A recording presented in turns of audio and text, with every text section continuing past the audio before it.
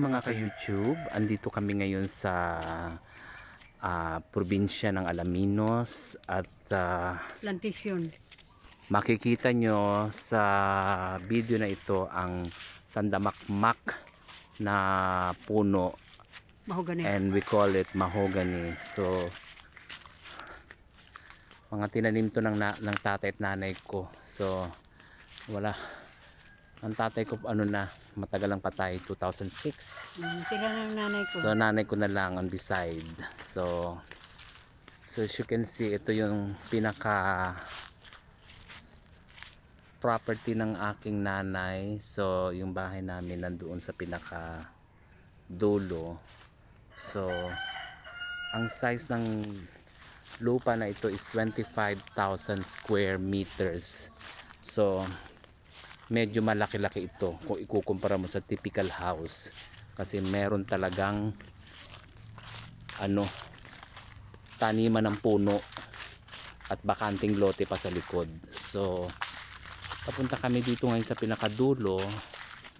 So makikita nyo dyan sa side na yan ang aking jowa at ang aking kapatid, na kung saan ay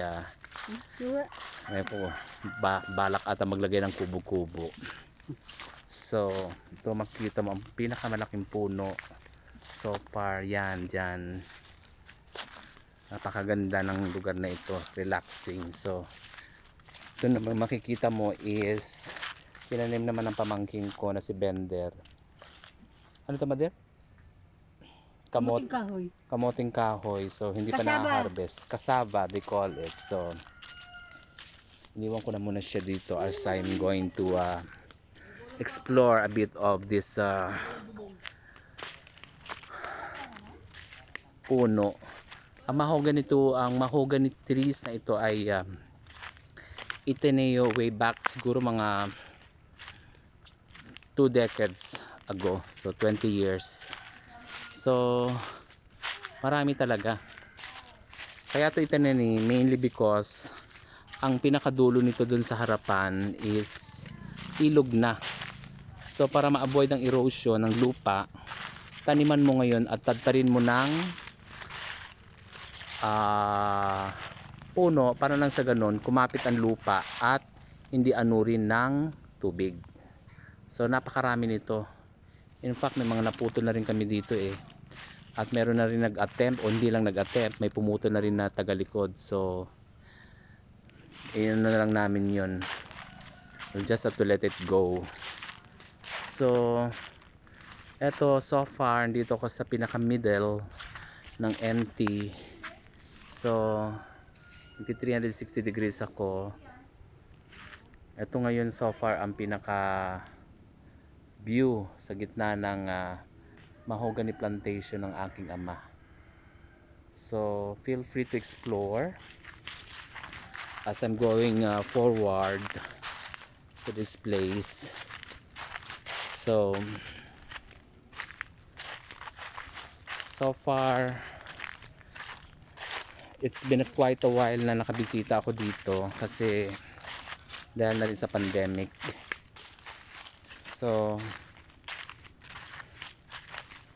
ito namang nakikita mo on my right side na medyo makulog at medyo nakakataas ang balahibo ay bamboo tree. So most likely pag may mga time dito tumatabas ng bamboo tree ang aking tabi-tabi po ang aking kapatid. So yan, tabi-tabi po, makikita mo putol-putol na yan tabi-tabi ha.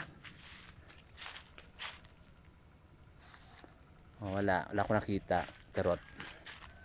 So ito naman ang papuntang ilog. So let's see kung may tubig sa ilog.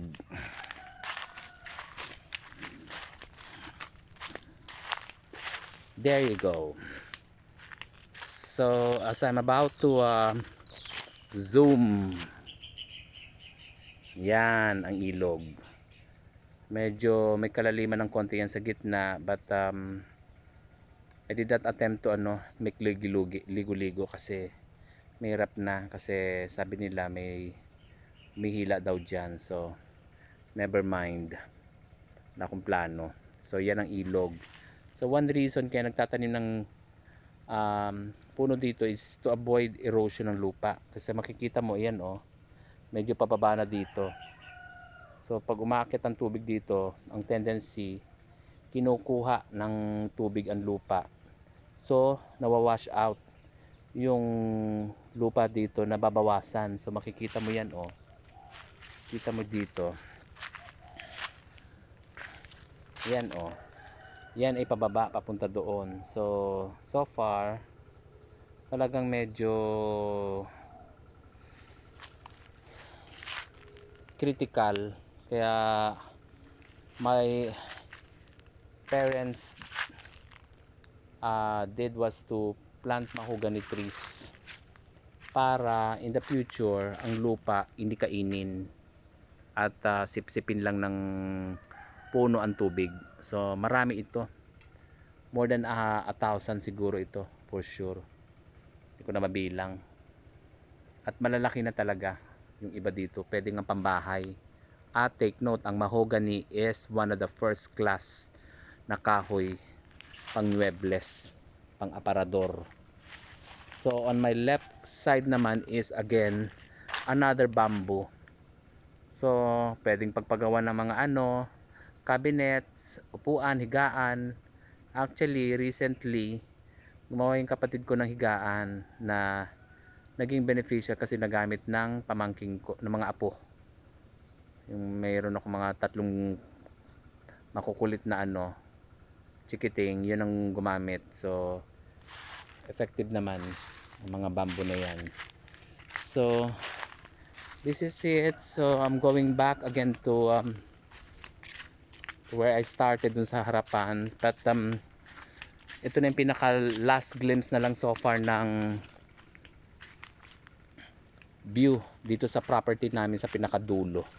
Sako pa rin to ng property namin. So kung makikita mo itong maliliit na ito, bagong tanim ito ng mahogany tree. So matagal-tagal pa ito. Ito, medyo malaki-laki na to, halos hindi na mahawakan ng ng kamay. Pero the rest mapapayat pa yan kasi bagong tibol pa, but still it will take time. Sooner or later magiging puno na rin yan. So ito yung natitira na empty again. So there's another view.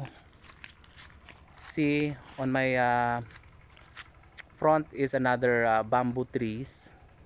So makikita nyo na naman yan.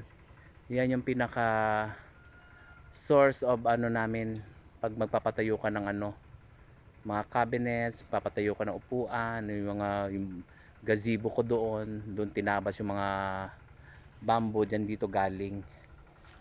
Tapos dito na naman yung ilog, yan yung ilog. So pretty close sa amin, pero hindi kami nag-a-attempt maligo kasi there's a saying na meron daw dyang medyo malalim na lugar at may kumukuha. So di bali na lang, ligo ka na lang sa typical. So ito na naman, bamboo trees na naman ito. So ang daming bamboo actually, magsawa ka. So ito yung lugar na pwede mong ikutan. Yan, another bamboo on my left side. Tapos another bamboo on my right side. So tad-tad ng bamboo pag nasa province ka, to be honest. Even dun sa pinakababa may bamboo pa rin yan.